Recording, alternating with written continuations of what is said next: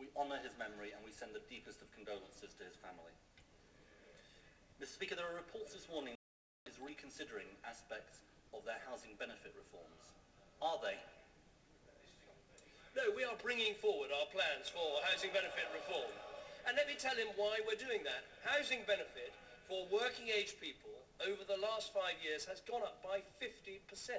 This is a budget completely out of control. Now, the proposals we're bringing forward, they are difficult, but they need to be done, not least because we want to make sure we protect the schools budget. We want to make sure we protect the NHS budget. That's why we're taking difficult decisions about welfare, and I hope he'll be able to tell us this morning whether he's going to support them. Ed Miliband. Mr. Speaker, I thank the Prime Minister for that answer. Let me just get complete clarity from him. The Work and Pension Secretary is reported as saying that the government is open to suggestions on the issue of housing benefit. Is the Prime Minister saying that all of the aspects of housing benefit reform are fixed and are not going to change? We are going forward with all the proposals we put in the spending review and in the budget.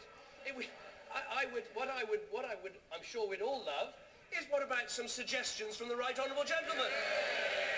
Ed Miliband. Mr. Speaker, it's Prime Minister's questions, the clues in the title. He's supposed to answer the question. Now, I do have a specific question for him on one aspect of the housing benefit changes. The plan is to cut by 10% the housing benefit, the help with rent that someone receives after they've been out of work for a year, even as they've been searching for work. Does the Prime Minister think that is fair? These are difficult changes, but I think this is right. Everyone on job seekers allowance is expected to work, and everyone knows there is a problem when people claim job seekers allowance and maximum housing benefit for long periods of time. That creates a serious disincentive to work. Now, that is why we're making this change. That's why it's right. But the key change we're also looking at is this cap on £20,000 of a maximum housing benefit claim. Is he really saying that his... I've answered the question. Yes. I know you don't like the answer, we're sticking to our plans, but we're sticking to our plans. But the point everyone in this House has got to consider, are we happy to go on paying housing benefit of £30,000, £40,000, £50,000? Our constituents working hard to give benefits so people can live in homes they couldn't even dream of. I don't think that's fair.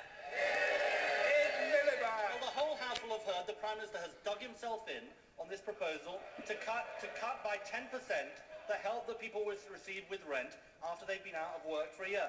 Can I now ask the Prime Minister, because he will have obviously thought about this, what advice would he give to that family that they're seeing 10% of their income for housing benefit taken away? What advice would he give them when they're seeing such a large drop in their income about how they should make ends meet?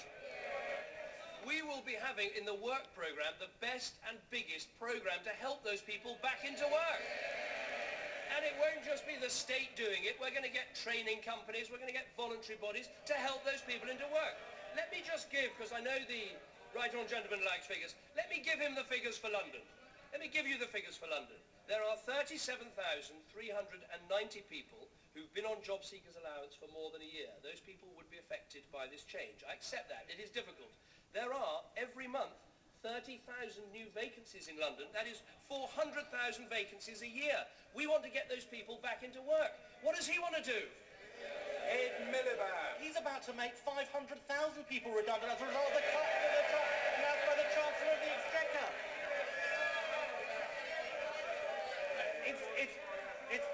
It's clear, Mr. Speaker, that his policy on housing benefit is a complete shambles. In London alone, he talks about London. In London alone, councils are saying 82,000 people will lose their homes. They're already booking the bed and breakfast accommodation. How many people, let me ask the Prime Minister, how many people does he think will lose their homes as a result of this policy? If you are prepared to give, if you are, as we are, prepared to pay £20,000 in housing benefit, there is no reason why anyone should be left without a home. opposition talked about economic policy and cuts.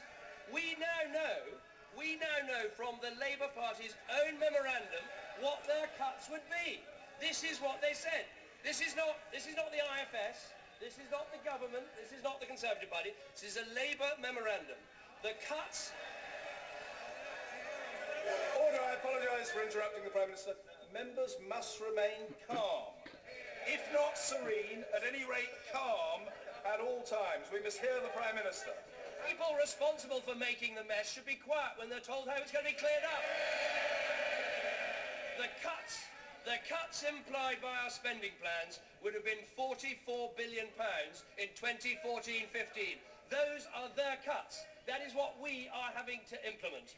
I was always told, if you've got nothing to say, it'd be better not to say it. Ed Miliband. Mr. Speaker, we can see the faces on the Liberal Democrat benches. The honourable member for Southwark and Bermondsey describes this policy as harsh and draconian. No wonder he looks glum. And then we have Glummer, the Deputy Prime Minister. I tell you, it's no wonder he's back on the fags, Mr. Speaker. Now, Nick Clegg just shouted out, "I'm not back." Isn't the truth, the Prime Minister just doesn't get it. He's out of touch. Other people will pay the price for his cuts. Isn't it time he thought again on housing benefit?